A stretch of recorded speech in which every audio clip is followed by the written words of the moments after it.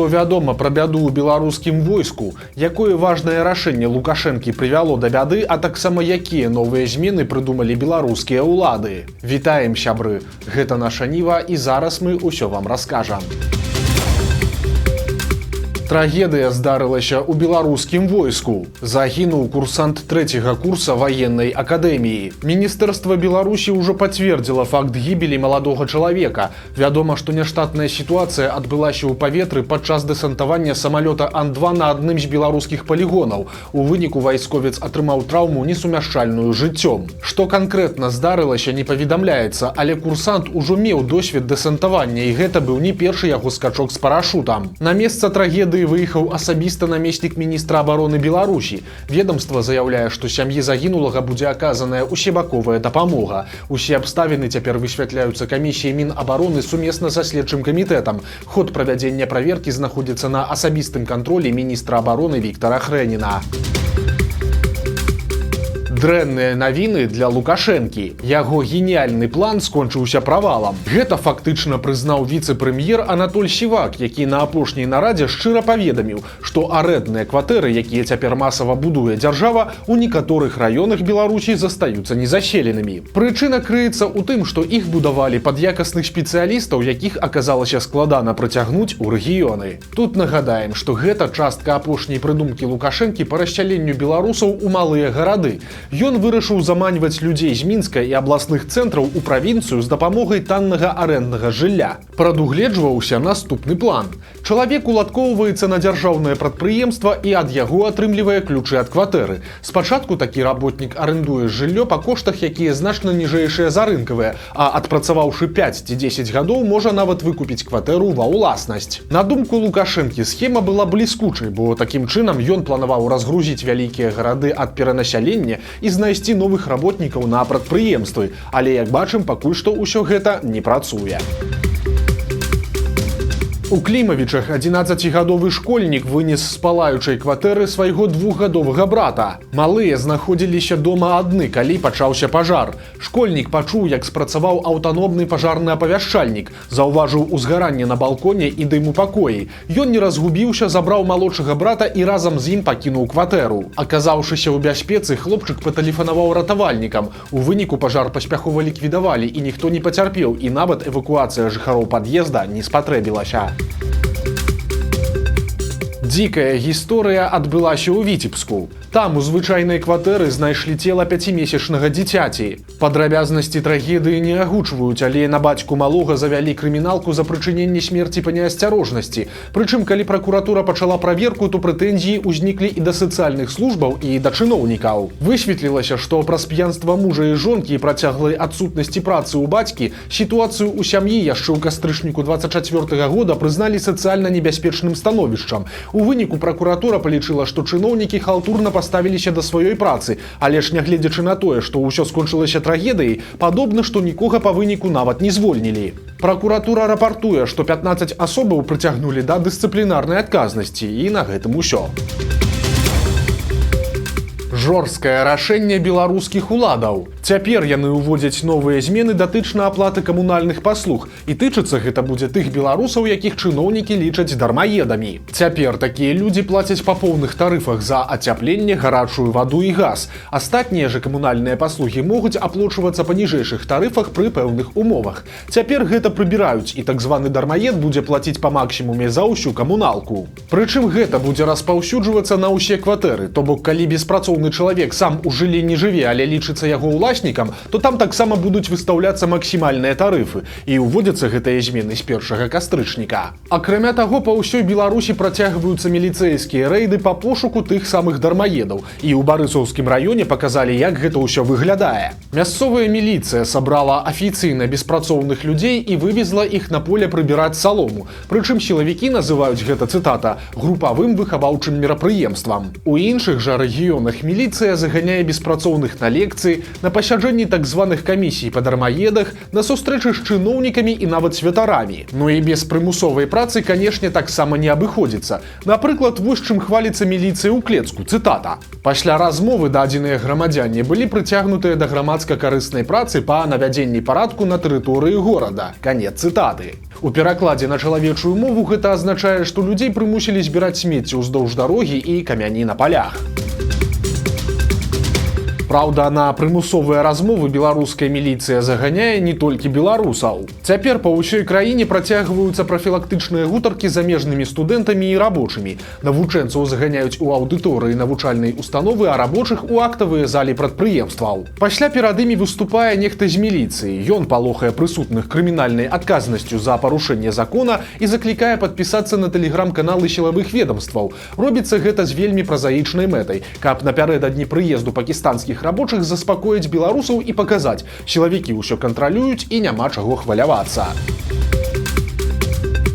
Яшчэ адна праблема набірае абароты. Па ўсёй Беларусі ў маленькіх гарадах закрываюцца радзільныя дамы. Напрыклад, парадзіх з Хойнікаў цяпер возяць у Рэчыцу, з Вілейкі ў Маладзечна, а з Пружан і Ганцавіч у Баранавічы. У Полацку раддом будавалі 12 гадоў, але ў 24-м годзе яго ўсё ж такі знеслі і прапанавалі парадзіхам ехаць у Новаполацк. Туды ж накіравалі жанчын з Глыбокага і Докшыцаў, дзе пазакрывалі радзільні, нягледзячы на пратэсты мясцовых жыхароў. Часам гэта прыводзіць да іншых праблемаў. Як піша БГ Медыа, мазырскі раддом цяпер перапоўнены, бо туды накіроўваюць нараджаць жанчын з Ельска, з Нароўлі і з Жыткавіч. І да такой, на першы погляд, дзіўнай аптымізацыі прыводзіць сумная рэчаіснасць. У сённяшняй Беларусі нараджальнасць як на вайне, у самым прамым сэнсе. Ва ўкраіне ў 24-м годзе нарадзілася 177 тысяч дзяцей, што складае 6 на 1000 жыхароў. У Беларусі же нарадзілася 59 тысяч дзяцей, што складае прыкладна 6,6 на 1000 жыхароў.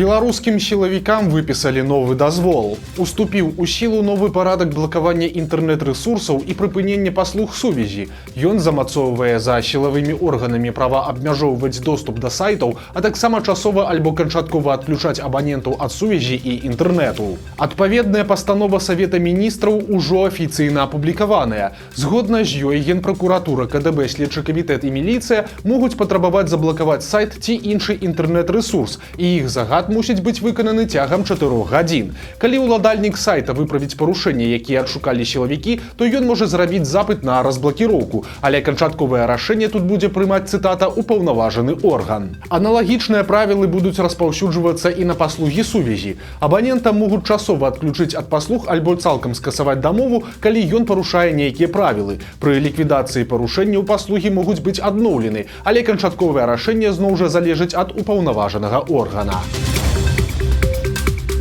Працяг гісторыі з фэйкавым лістом ад імя міністра ўнутраных спраў Кубракова. Нагадаем, што ў беларускія школы нехта разаслаў паперу нібыта ад міністра, у якой паведамлялася, што расійскія вайскоўцы, якія цяпер прыязджаюць на вучэнні, гвалтуюць падлеткаў. Беларускія сілавікі ўжо выпусцілі экстраннае абвяржэнне, што і ліст несапраўдны, і згвалтаванняў няма, а зараз плануюць адшукаць і аўтара рассылкі. Міністэрства ўнутраных спраў паведаміла, што па факце той рассылкі заведзеная крымінальная справа за паклёп.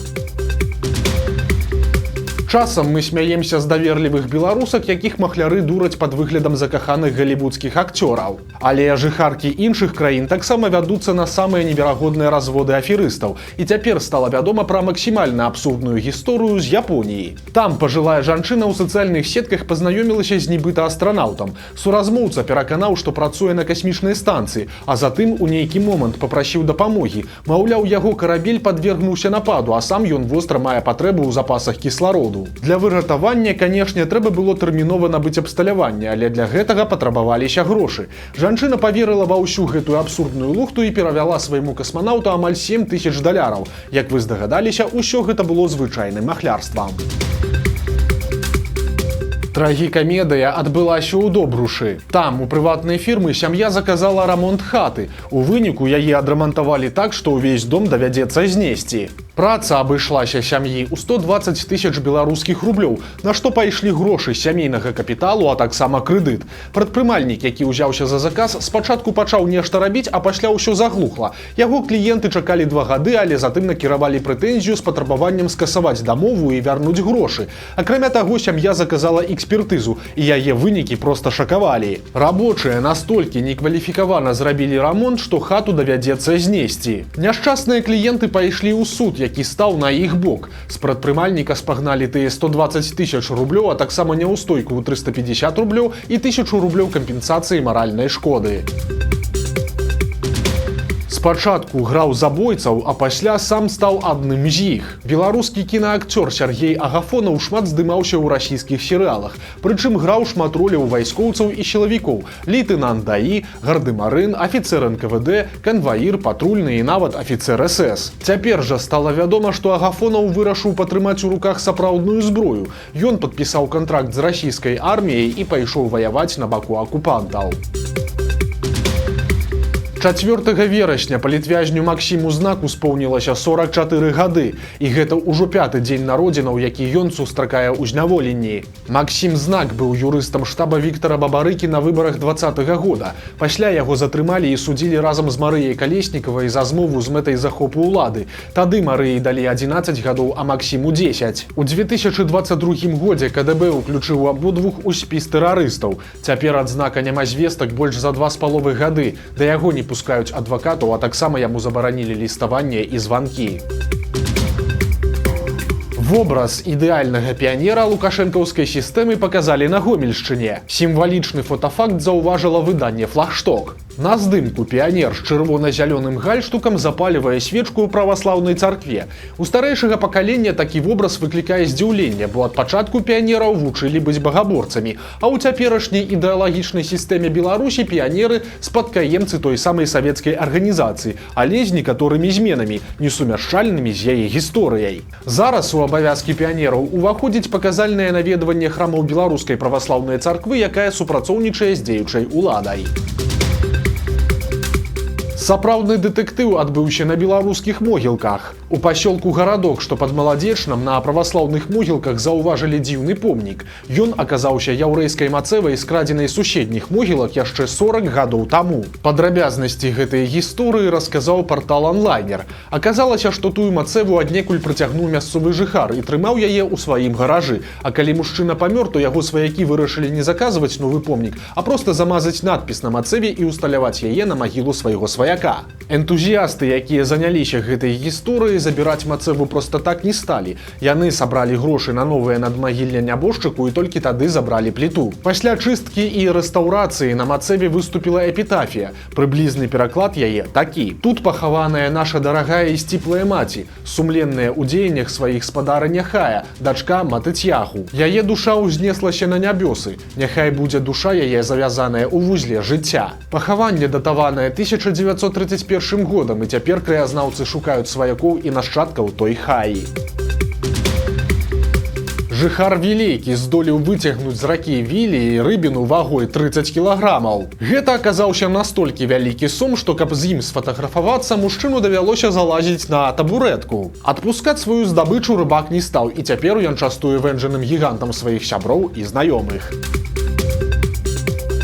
Як выглядае паўночнае ззянне ў беларускім небе? Чытач партала «Онлайнер» падзяліўся неверагодным відэа. Прыгожую прыродную анамалію ён зняў у ноч на 3 верасня проста з 13-го паверха аднаго з мінскіх дамоў.